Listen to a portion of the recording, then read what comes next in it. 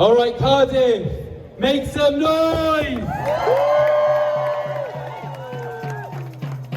We always say it, but this has to be the start of a movement, not a moment. A movement that links and cross-fertilizes all the different issues that people are facing, that links the rise in military spending to the lowering of living standards for all those in the UK. The counterposing of Palestinian lives, of refugee lives, of working class lives to those at the top of society, because their interests do not align with ours and our interests align with each other. And on that note, trade unions become incredibly important for this movement. There's around 6 million trade unionists in the UK, the biggest collective of working class people. And that is where our power lies. We need to hit them where it hurts. We need to hit them at their profit margins. We need to hit them by stopping work. We need to hit them by striking. We need to hit them by picketing the arms factories. We need to hit them at the very bottom of their profits and say that we will not be complicit. Okay, so I want to introduce our next speaker, again a speaker from the trade union movement, a speaker that you've seen on the drums throughout the last year and a half, drumming for Palestine, drumming for the lives of those in the global south and linking the rights of workers here to the rights of those in the Middle East. I want to introduce Robbo. Thank you, Sam. Good afternoon, everybody. Wow, what a shit week. I mean, right, let's take it back to the beginning. This time last year, Rishi Sunak announced 2.5 billion to Ukraine. Over the last 9 months, Keir Starmer and the other charlatans of the Labour Party has decided to outdo that kind of warfare price. Here we are in Cardiff. We have ridiculous levels of working poverty. People working in poverty. They have to fill out forms because their wages can't pay the rent. So what's Liz Kendall and Keir Starmer going to do? Oh, well, we're going to take £5 billion off the welfare budget, everybody. Whoop-de-doo. It astounds me still that we aren't taking care of the poorest in our society at the bottom. You know, in any theory, you look after the foundations of any society first. You don't invest in the top. You don't invest in what the donors of the Labour Party want you to do with our tax money, which is to keep the war machine going from Sudan to Gaza to Lebanon to Syria and sadly to Ukraine. At the end of the day, I think it's a lot cheaper just to send a couple of guys in an airplane to do a peace negotiation than it is to, you know, wipe out. But these charlatans keep scuppering peace negotiations. They want it to continue. They want to keep the control. They want to keep the power over your assets, your income, and keep you subdued, keep you down. So how do we fight back? You start as an individual, and collectively as individuals, you bloody well organise, understood? If you're the smallest branch in the city with 2 members, so be it, that's more than none. You organise, you ballot, you make sure that you bring motions to your branch to take up to your regional office and to national, so that the trade union movement is no longer complicit in the destitution of other people around the world. My life here in Cardiff is not profiting from the destitution of other people outside of the West. And I think it's disgusting, disgraceful that we didn't see this coming, that people had faith in the mockery that is our democracy, where we had good people that wanted to take utilities back into public ownership so profits weren't leaving our own country, our own water, our public transport. These profits are going into the banks, it goes into the weapons, loans and shares that is killing innocent civilians in Gaza, in the West Bank, in Sudan, in the Congo, in Ukraine, in Russia, in Yemen. It keeps going. Something has to give. because we can't keep continuing this trip and continue to make profit off the destabilizing of other countries just so we can have a cup of coffee on our lunch break. It just doesn't make sense to me anymore that my life is better for the absolute abhorrent working conditions that some people have to try and make a living in around the world. So shame on everybody that makes any form of profit of any of the working class around the world.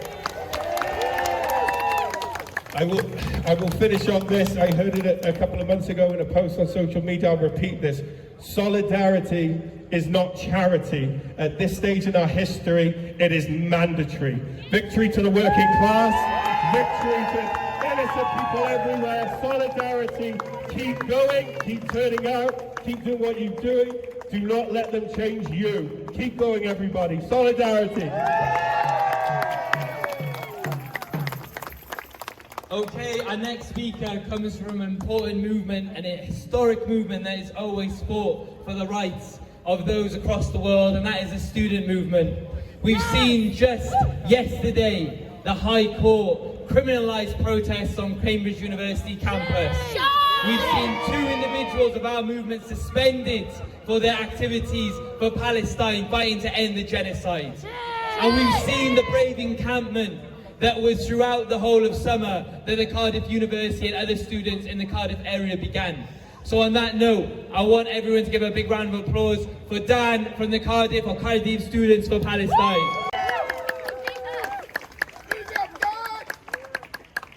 A moral decision. Moral. That's what our Prime Minister said about cutting millions of people's benefits to fund more weapons. If that is moral, what does he count as immoral? How does anything become less moral than that? Starving people, killing people across the UK and across the world. This is just austerity all over again. It killed thousands of people, millions of people the first time round. It is going to do the same and much worse this time. So how can we stand for this? How can anyone in this country stand for a system that not only makes the lives of our own families, our friends, worse off and more dire, but also at the same time uses us as a reason to fund defence? How is it defence? Who is it defending if we're aiding in the murder of children and civilians across the world? How is that defence? How are we protecting the people we care about by bombing other people's families? How can we stand by that and just go about our lives? I am disabled, I am on PIP, and it has been a lifeline for me and for so many people I know. I don't know what I'd do without it. I don't know what my brother would do without his, or my friends would. But no matter the vulnerability we have, we cannot forget, we absolutely cannot forget about the suffering of Palestinians, about the ever-growing number of disabled Palestinians. Israel is carrying out a mass disabling bombardment on Palestine. And all their bombs will disproportionately affect disabled people on the ground in Gaza. How, if we have to fight so much just to live and grow, and Palestinians have to do that and face the bombs, how must they feel? How hard, how soul-crushing must it be to see so many people die? If I was Palestinian, I would have died many times over the past few years. Without the hospitals, without the aid, without the specialist care, there would have been no hope for me to carry on. So I am here, and I am incredibly privileged to have that care, even though it is being stripped down and cut away. So we must stand up. We must stand with students, with disabled people, with workers, with the queer community in Cardiff who are organising to change this, to fight back against the systems that oppress us, oppress all of us here and around the world. We cannot just let this be individual fights that we are angry about. We must come together and share our anger. Because I am angry Are you angry? Yes! But that is good. We can use that anger. Where there is anger, there is still fight left in us.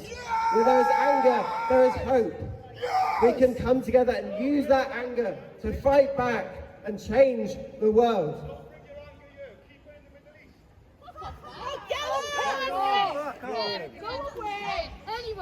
We can use that anger to fight these cuts, to fight this genocide, to fight back against every system, every corporation, every institution that uses us to defend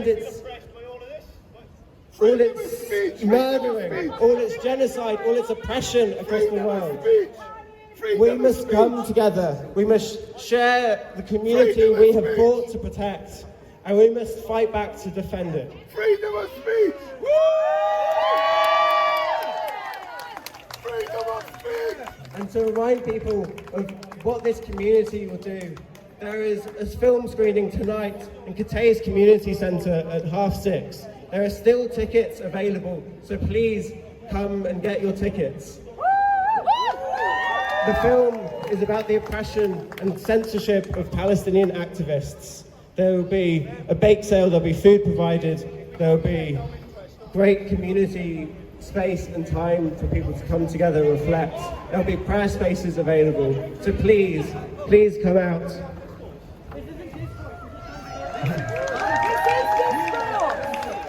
We must never stop fighting. We must never stop being loud and making our voices heard. Oh, take it off! You take it off! You got the monopoly. Get out of here! You're suffering. You're allowed to stay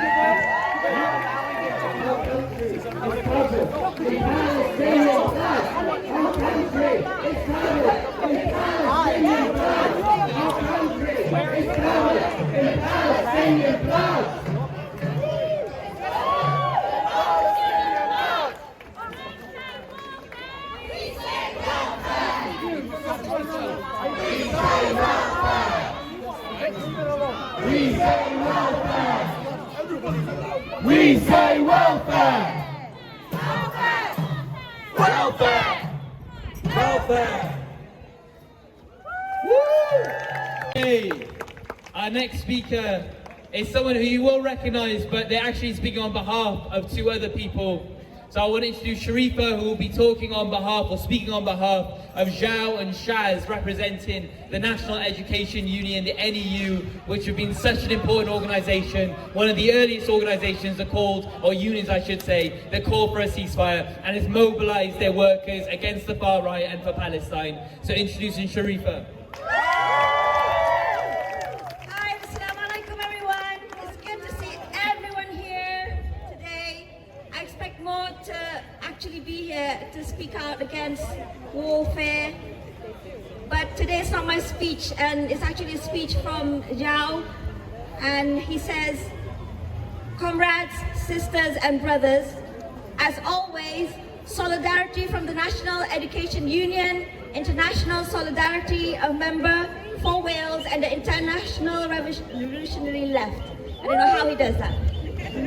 As educators and trade unionists, and personally as a revolutionary, we stand shoulder to shoulder with all the oppressed communities, including the disabled community, on the face of what is nothing less than a declaration of war on the working class and oppressed.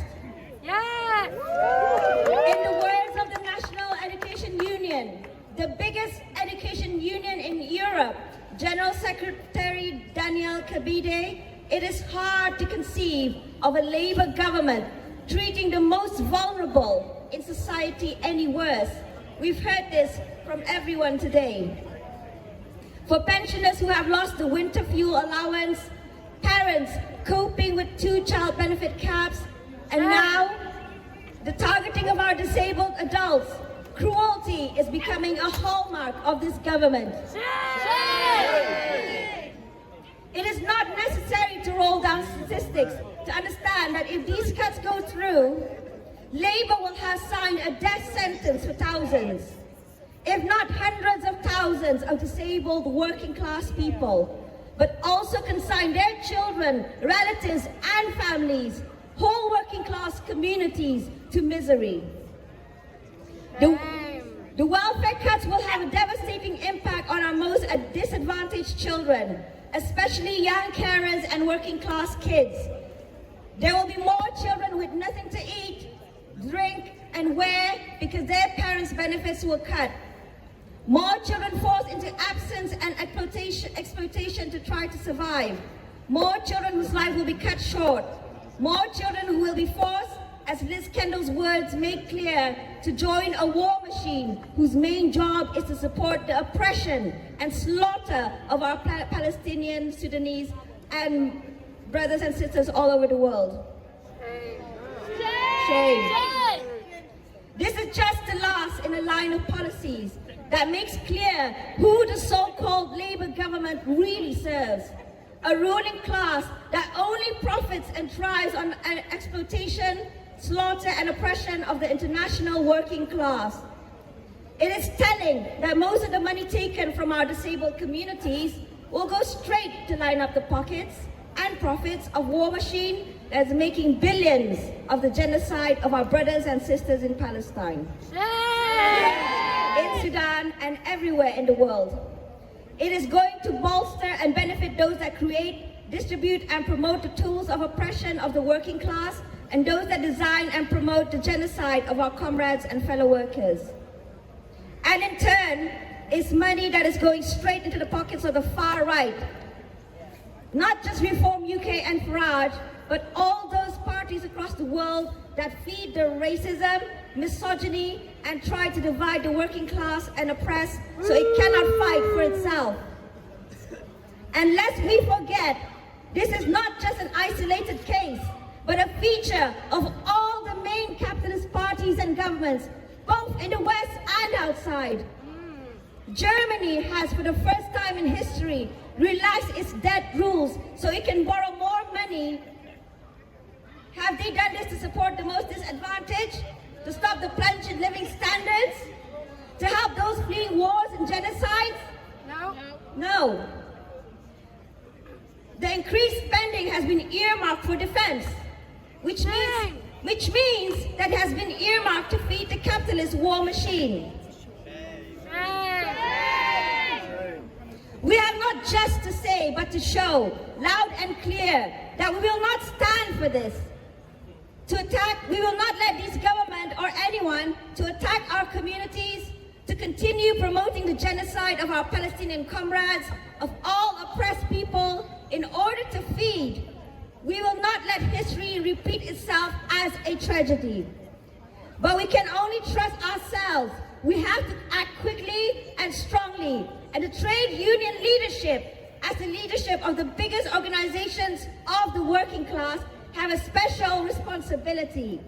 They have to drop any illusions and appeasement of the Labour Party and lead a rank and file mass movement that uses all weapons in its arsenal, including a general strike to stop the genocide, to stop the attacks on our members and communities.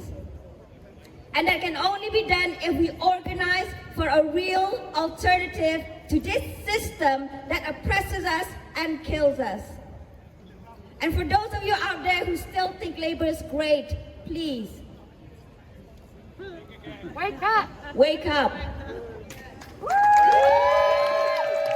From Wales to Palestine, our liberation from genocide and oppression will only come from the political organization by and for the working class and oppressed. It will come from a revolutionary left political organization that can build a system that is democratically geared to our needs and aspirations and not for profit. So let us not end this day with despair, but with hope. Let us organize in our workplaces, schools, communities to build a political alternative that can liberate all of us. That can unite the workers and oppressed from Wales to Palestine, from Sudan to Portugal. We have a world to win, and we will win. Of that I am most certain.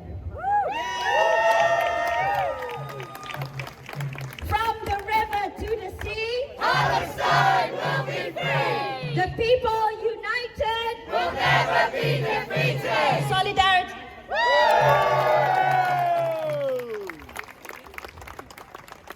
Thank you so much. I just wanted to jump on the mic to address what the man who attempted to disrupt us said.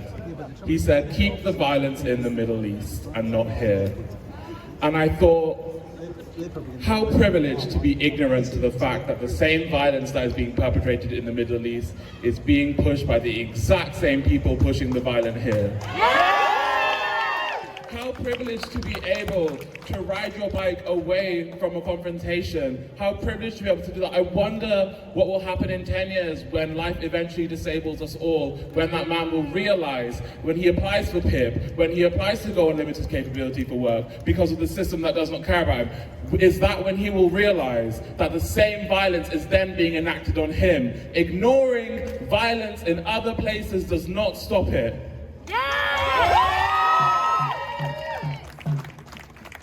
When it comes to the crises we face, someone said once, it will be you filming it and seeing it on it will be you seeing it on your screens again and again until you are the one filming it. Exactly! So I invite everyone to remember that it is not just the violence of the state we are fighting. It is the insidious parts, the parts that seek to divide us, the parts that tell our youths that it's other people coming from other countries to take their jobs, the parts that seek to separate us and divide us, and it is that which we are fighting against. Have those hard conversations, talk to the people around you. That is how this movement builds. Because the people united Will never be defeated!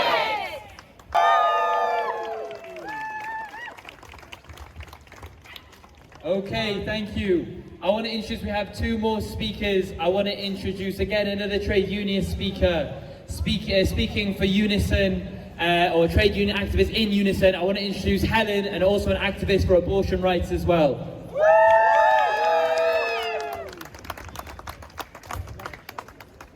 This week we've seen yet more attacks on the most vulnerable within society.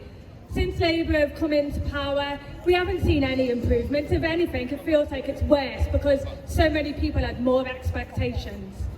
We've seen the two-child benefit cap continued. We've seen cuts on winter fuel payments. We've seen the WASPy women not get the compensation that they deserve.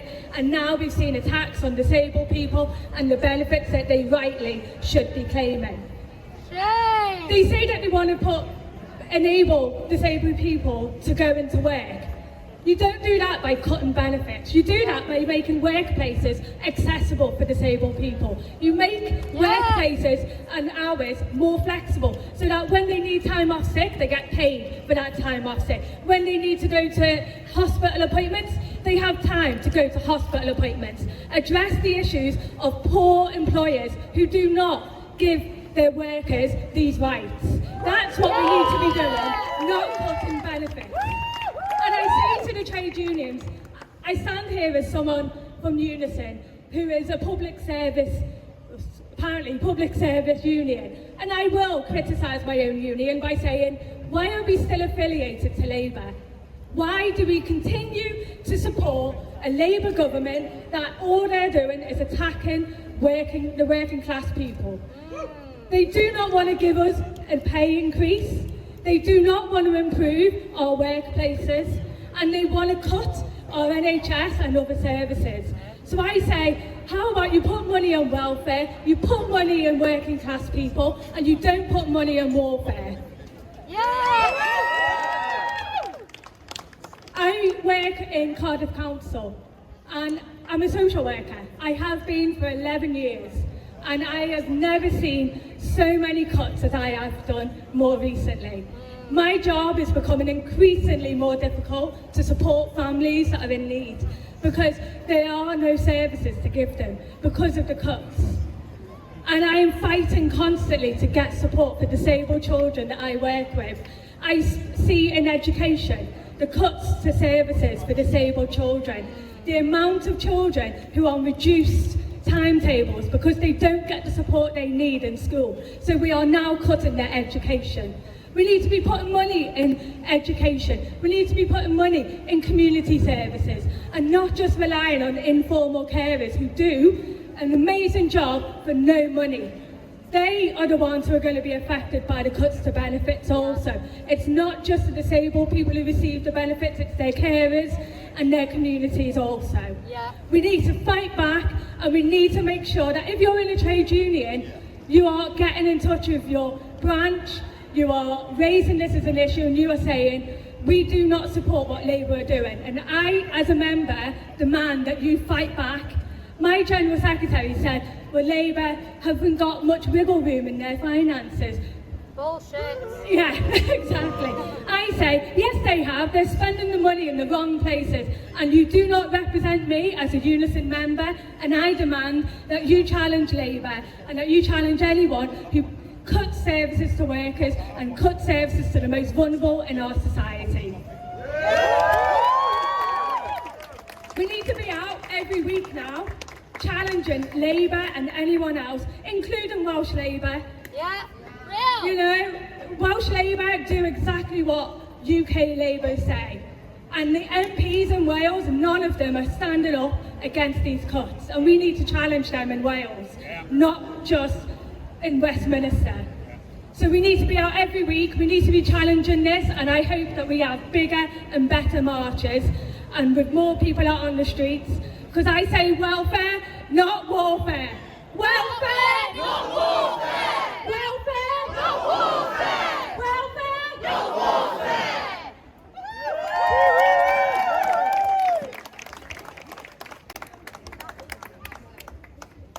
Okay, I think our last speaker of the day, I want you to give her a big round of applause. They're speaking on behalf of Cymru Queers for Palestine, and they're a disabled activist. I want to introduce Sin Sin.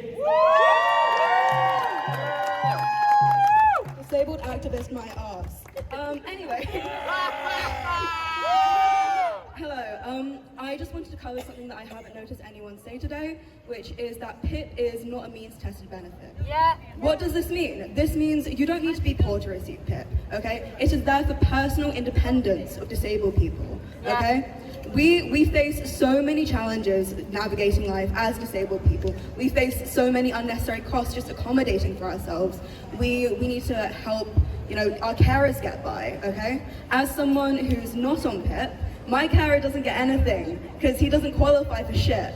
I applied twice. First time I applied, I was denied. Their reasoning was that I didn't articulate myself well enough. The autistic didn't articulate himself well enough. And you know what I was told when I went to the hub and I said, look, I tried and they denied me. They said, well, you need resources. You need to be able to go out and talk to people. And you need to, you know, look for these resources within your community to get help. And I said, I'm autistic. I said, you know who doesn't get these resources? People who don't speak English as their first language, people who moved here. Okay, I moved to Cardiff with what? Nothing. Okay, I moved here with a good friend of mine, and they're telling me, utilize the resources available to you. Which disabled people have those available to them? Okay, where do we know how to get them? Okay, they're not signposting us for anything. Okay? They want us to be independent. They want us to be in the workplace when the workplace is not accommodating for us. Okay. I think that's it. Listen. Yes, most disabled people are suffering under this economy. I'm one of them. I was told recently, we're going to start looking for a replacement because you're not able to come in enough because of your disability. And who's gonna hire me? Anyway, this is besides the point. Yes, people are suffering under the economy. However, that is not what PIP is about, okay? It's not necessarily a fight for the working class, but it's a fight for the liberation of disabled people too, because those two are intertwined and they always have been, okay? Yes. I have social anxiety. Since I'm off the mic, please someone take this away from me. Bye-bye, solidarity love. Just very quickly, thank you so much, darling. To anyone listening, there is no possible way to defraud personal independence payments. Anyone, including Liz Kendall, saying, well, people are just taking the mickey. I can't even get PIP. I'm autistic, I have ADHD, and I have fibromyalgia, and have complex personal trauma. I will. My ass can't walk and I get PIP. Exactly. So, I've tried so hard. I'm in the middle of another application now, and I'll tell you what, it's completely demoralising.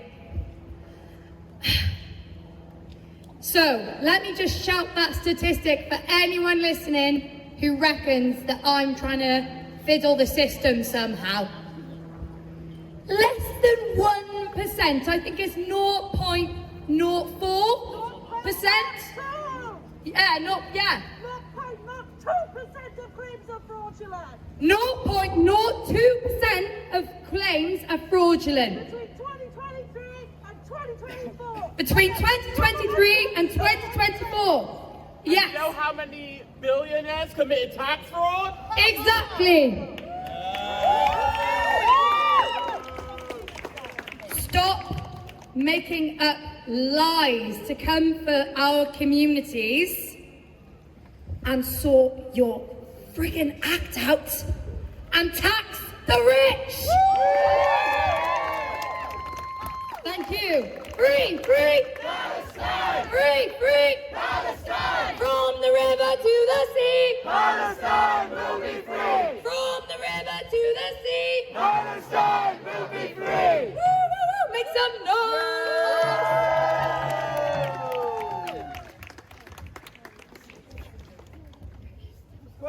Just one last announcement. I know I mentioned it earlier, but about the Summit of Resistance. It's the largest gathering of the left. It's a real important time to talk about how the left are going to fight back.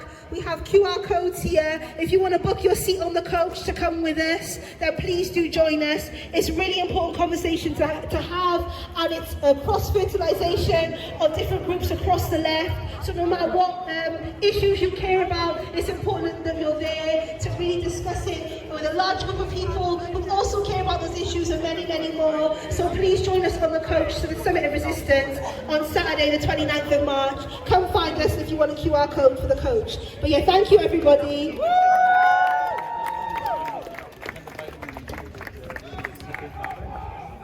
Welfare, not warfare.